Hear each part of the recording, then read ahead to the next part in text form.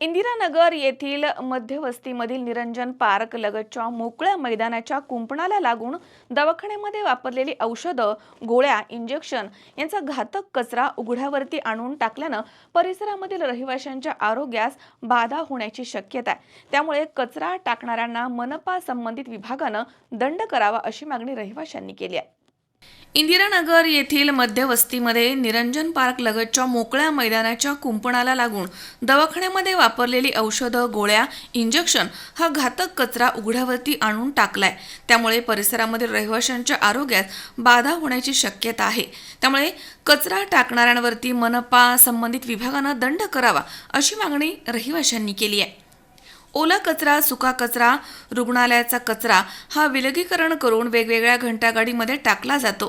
गेल्या 3 दिवसांपासून दवाखान्यामध्ये वापरलेला घातक कचरा टाकणाऱ्या संबंधाला दंड करून शिक्षा करावी अशी मागणी परिसरामधील रहिवाशांच्या वतीनं माजी नगरसेविका अर्चना जाधव यांनी केली आहे। हा कचरा उघड्यावरती टाकल्यानं इतरांना त्याच्यापासून संसर्ग होण्याची दाट शक्यता आहे। घातक कचरा मैदानाच्या कुंपणाला लागून टाकण्यात आलाय।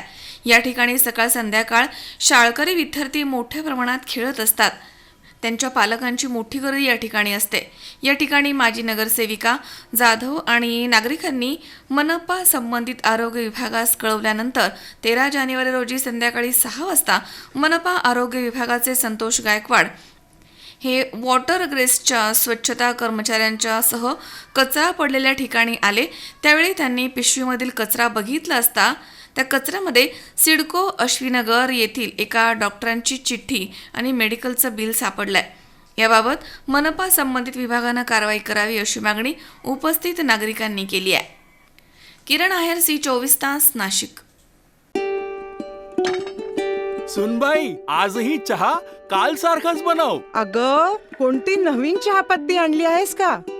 काय ग, कालच्या चहाचं रहस्य काय आहे? प्रत्येक चांगल्या चहासाठी आवश्यक आहे राजहंस दूध। चहापत्ती तीच, फक्त दूध नवीन। आणि माझ्या चहाला मिळाला सुंदर रंग आणि स्वाद। तुम्ही फक्त दूध बदला, राजहंस दूध आणा आणि असा मस्त चहा बनवा।